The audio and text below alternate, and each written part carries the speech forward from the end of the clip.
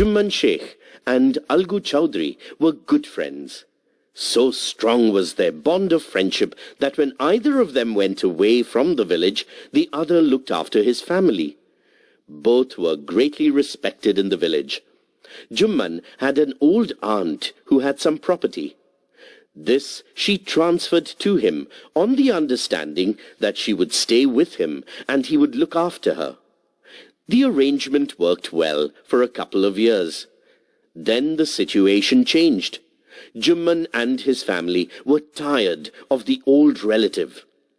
Jumman became as indifferent to her as his wife, who grudged even the little food that the old lady wanted every day. She swallowed these insults along with her food for a few months. But patience has its limits. One day she spoke to Jumman. "My son, it is now obvious that I am not wanted in your house. Kindly give me a monthly allowance so that I can set up a separate kitchen." "My wife knows best how to run the house. Be patient," said Jumman shamelessly.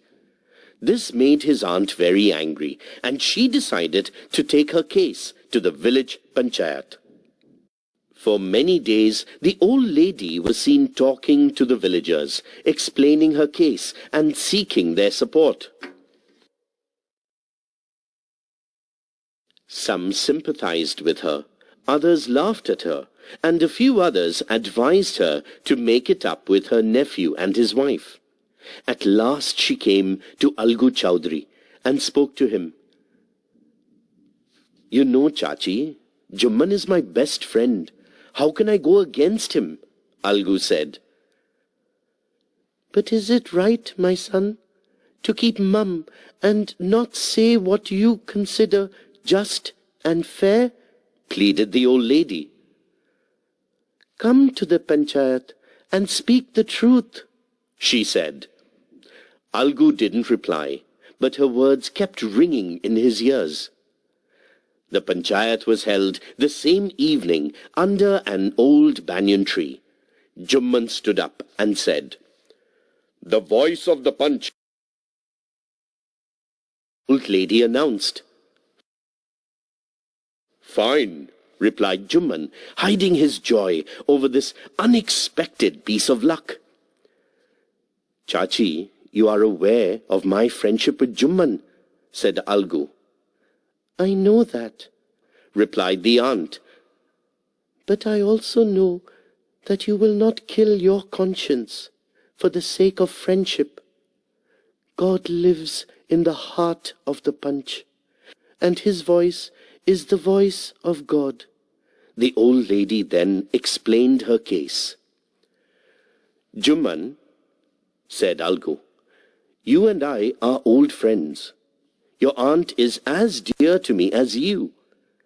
Now I am a Panch. You and your aunt are equal before me. What have you to say in your defense?" 3 years ago," began Jumman, "my aunt transferred her property to me. I promised to support her as long as she lived. I have done all I could. There have been a couple of quarrels between my wife and her, but I can't stop that. Now my aunt is claiming a monthly allowance from me. This is not possible. That's all I have to say." Jumman was cross-examined by Algu and others. Then Algu announced, "We have gone into the matter carefully. In our opinion, Jumman must pay his aunt a monthly allowance, or else the property goes back to her." Now the two friends were seldom seen together. The bond of friendship between them was broken. In fact, Jumman was Algu's enemy and wanted his revenge. Days passed, and as ill luck would have it, Algu Chowdhury found himself in a tight spot. One of his fine pair of bullocks died, and he sold the other to Samju Sahu, a cart driver of the village. The understanding was that Sahu would pay the price of the bullock in a month's time. It so happened that the bullock died within a month. Several months after the bullock's death, Algu reminded Sahu of the money he hadn't yet paid. Sahu got very annoyed. "I can't pay you a penny for the wretched beast you sold me. He brought us nothing but ruin. I have a bullock. Use it for a month and then return it to me. No money for the dead bullock," he said angrily. Algu decided to refer the case to the Panchayat. For a second time in a few months, preparations for holding the Panchayat were made, and both the parties started meeting people, seeking their support. The Panchayat was held under the old banyan tree. Algu stood up and said, "The voice of the Panch is the voice of God. Let Sahu nominate the head Panch. I will abide by his decision." Sahu saw his chance and proposed the name of Jumman. Jumman became head Panch. He realized his responsibility as a judge and the dignity of his office. Could he, seated in that high place, have his revenge now? He thought and thought. No, he must not allow his personal feelings to come in the way of speaking the truth and doing justice. Both Algu and Sahu stated their cases. They were cross-examined, and the case was considered. Then Jumman stood up and announced, "It is our opinion that Sahu should pay Algu the price of the bullock. When Sahu bought the bullock, it suffered from no disability or disease. The death of the bullock was unfortunate, but Algu cannot be blamed for it."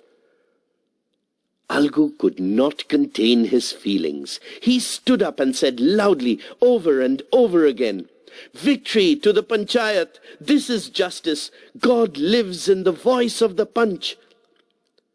Soon after, Jumman came to Algu, embraced him, and said, "Since the last Panchayat, I had become your enemy. Today I realized what it meant to be a Panch, and a Panch has no friend or enemy. He knows only justice. Let no one deviate from the path of justice and truth for friendship or enmity." Algu embraced his friend and wept. His tears washed away all the dirt of misunderstanding between them.